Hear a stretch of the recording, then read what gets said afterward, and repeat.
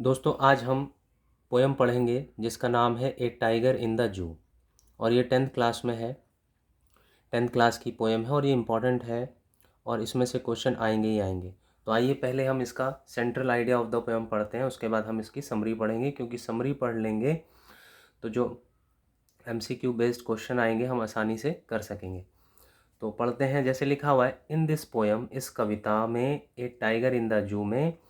The poet tries यानी लेखक जो है वो कोशिश करता है टू डिपिक्ट यानी चित्रित करने की the poor condition of A case tiger की, एक खराब स्थिति, एक पिंजरे में बंद टाइगर की वो खराब स्थिति को चित्रित करता है। ही कॉन्ट्रास्ट एंड कंपेयर्स, वह अंतर दिखाता है, वह तुलना करता है the life of A केस्ड tiger की, यानी एक पिंजरे में बंद टाइगर की जीवन की वो तुलना करता है। लेकिन वो तुलना किससे करता है? वो तुलना करता है with A tiger living in his natural habitat, एक ऐसे टाइगर से वो तुलना करता है, केज वाले टाइगर की, पिंजरे में बंद वाले टाइगर की, उस टाइगर से करता है जो अपने नेचुरल हैबिटेट में रहता है, दैट इज़ ए जंगल, जो कि एक जंगल है। यानी वो दो टाइगरों की तुलना करता है, एक उस टाइगर की तुलना करता है जो पिंजरे में बंद है जू के अंदर, और वो और किससे करता है उस टाइगर की? वो करता है जो जंगल में यानी जो वह टाइगर जो अपने नेचुरल यानी प्राकृतिक हैबिटेट यानी निवास में रहता है, उस टाइगर से वो तुलना करता है। दोनों की स्थिति और मनोदशा को वो बताता है। आगे लिख रहा है थ्रू द पोयम, कविता से द पोएट ट्राइज, लेखक कोशिश करता है टू कन्वे यानी सूचित करना, बताना, कहना, दैट की wild animals should be allowed. अब शुड बी के बाद अलाउड थर्ड फॉर्म है, ये पैसिव वॉइस है कि वाइल्ड एनिमल्स यानी जंगली जानवरों को शुड बी अलाउड यानी उनको अलाउ किया जाना चाहिए, टू लिव यानी जीने के लिए, रहने के लिए, freely in their natural habitat, उनके प्राकृतिक निवास पर। फ्रीडम इज़ लव्ड, अब देखो इसके बाद थर्ड फॉर्म आ रहा है, ये भी पैसिव वॉइस लाइन है कि स्वतंत्रता जो है वो पसंद की जाती है, उसको प्यार किया जाता है बाय ऑल लिविंग बींग्स द्वारा, जितने भी जीव हैं, जंतु हैं, उन सभी के द्वारा। नॉट जस्ट ह्यूमन बींग, ना केवल ह्यूमन बींग्स मतलब मनुष्यों के लिए ही नहीं फ्रीडम को पसंद किया जाता है या प्यार किया जाता है, जबकि हर लिविंग बींग्स को ये पसंद होती है क्या? फ्रीडम।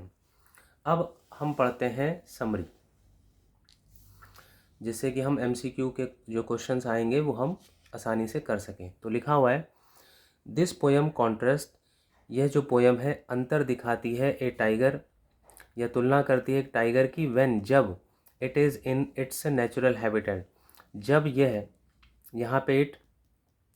उस टाइगर के लिए आ रहा है कि when it is in its natural habitat, जब यह अपने प्राकृतिक स्थान पर होता है यानी जंगल में होता है, एंड और व्हेन जब इट इज़ इन इम्प्रीजन, और जब ये बंद रहता है इन ए जू यानी चिड़ियाघर में, ऑन ए स्टारी नाइट यानी तारों भरी रात में, द पोएट जो है, द पोएट सीज यानी जो लेखक है वो देखता है ए टाइगर को इन ए जू में। ध्यान से समझते हैं एक बार और कि ऑन ए स्टारी नाइट यानी कि एक तारों भरी रात में लेखक जो है सीज देखता है ए टाइगर इन ए जू में। द टाइगर मूव करता है स्लोली, धीरे धीरे, अप एंड डाउन, इधर उधर, इन हिज केज, अपने केज में यानी अपने पिंजरे में। जो पिंजरे में है तो जाहिर सी बात है धीरे धीरे ही मूव करेगा, जितना भी बड़ा वो पिंजरा होगा उसके हिसाब से। फिर आगे है he is full of rage. अब यहाँ ही कौन है? यहाँ पे टाइगर ही है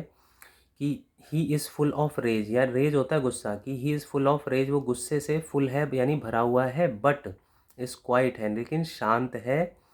इन हिज हेल्पलेसनेस में यानी अपनी लाचारी में, अपनी बेबस की वजह से, क्योंकि वो पिंजरे में बंद है और बेबस है, उस लाचारी की वजह से वो शांत भी है, लेकिन एट द सेम टाइम उसी समय उसी पल वो गुस्से में भी है। ठीक है, तो गुस्सा तो आ रहा है क्योंकि उसकी फ्रीडम खो चुकी है, लेकिन अब वो करे क्या? ठीक है, तो वो क्योंकि कर भी नहीं सकता क्योंकि वो लाचार है, बेबस है। आगे लिख रहे हैं ही सेज दैट, वो कहता है कि the tiger should have been, अब यहाँ पे ही जो है वो लेखक है कि ही सेज दैट, वो कहता है कि the tiger should have been, कि भाई टाइगर को शुड हैव बीन का मतलब होता है चाहिए था, कि टाइगर को शुड हैव बीन यानी होना चाहिए था इन द जंगल में। He should have been moving, उसे मूव करते रहना चाहिए था, क्वाइटली यानी शांति से, इन द शेडोज़ यानी छाया में, नियर यानी के पास, सम वाटर होल के पास, किसी पानी के होल जहाँ पे जानवर जो है पानी पीने के लिए आते हैं वहाँ पर, एंड वेटिंग, और वेट करते रहना चाहिए, इंतज़ार करते रहना चाहिए, फॉर ए प्लम्प डियर यानी किसी मोटे ताजे हिरन के लिए, टू पास दैट वे, उस रास्ते से गुजरे वो हिरन जो है। क्योंकि जब वो ऐसा लेखक सोचता है या कहता है कि भाई उस टाइगर को जू में नहीं होना चाहिए, बल्कि उसको तो जंगल में होना चाहिए और किसी हिरन का वेट करना चाहिए और उसका शिकार करने के लिए, ये वो कह रहा है। बट आगे लिख रहे हैं सैडली, लेकिन दुख की बात है कि ही इज़ लॉक्ड, कि वो तो बंद है, बिहाइंड बार्स यानी सलाखों के पीछे, इन ए कंक्रीट सेल में यानी कि पत्थर की कोठरी में या जेल में या पिंजरे में। ही टेक्स नो नोटिस, वो ध्यान नहीं देता, ऑफ द विजिटर्स, जो विजिटर्स आते हैं जो जू में उसको देखने के लिए टाइगर को, वो उनकी तरफ बिल्कुल भी ध्यान नहीं देता, क्योंकि बहुत सारे लोग आते ही रहते हैं उसको देखने के लिए, तो वो भी पक जाता होगा, तो इसलिए कहा गया कि भाई ही टेक्स नो नोटिस, वो ध्यान ही नहीं देता विजिटर्स पे, एंड इज़ लुकिंग एट, और वो देख रहा है, एट द ब्रिलियंट स्टार्स यानी चमकीले चमकते हुए तारों को, विद हिज ब्रिलियंट आइज, अपनी चमकती हुई आंखों से। नाउ अब he has to be content with, अब वो उसे संतुष्ट रहना है, संतोष रखना है, विद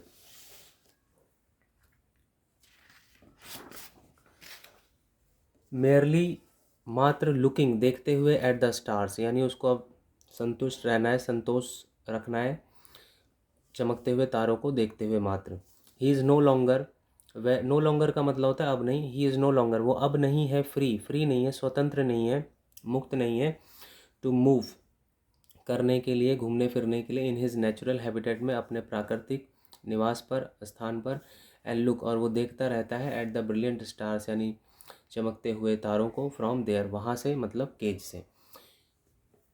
और वो भगवान से पूछ रहा है कहीं ना कहीं उन तारों को देखते हुए कि भाई वो क्यों बंद है वहाँ पे, उसने ऐसा क्या कर दिया है कि उसे क्यों उसकी जो फ्रीडम है वो छीन ली गई है। वो ऐसा भगवान से तारों की तरफ देखते हुए पूछ रहा है, क्योंकि वो दिन में विजिटर से परेशान रहता है और रात में जो सड़क के किनारे जहाँ पे वो जू है उसके सड़क जो वहाँ आसपास सड़क होगी वहाँ से जो गाड़ियाँ गुजरती रहती हैं तो शोर शराबा हॉर्न वगैरह का जो होता रहता है, तो वो उससे भी परेशान है। तो कहीं ना कहीं उसको बिल्कुल भी आराम नहीं है और उसकी स्वतंत्रता खो चुकी है। तो ये इसके अंदर समरी में पूरी पोएम में है। ओके फ्रेंड्स, आगे के MCQ बेस्ड जो क्वेश्चंस हैं वो मैं आपको बताऊंगा।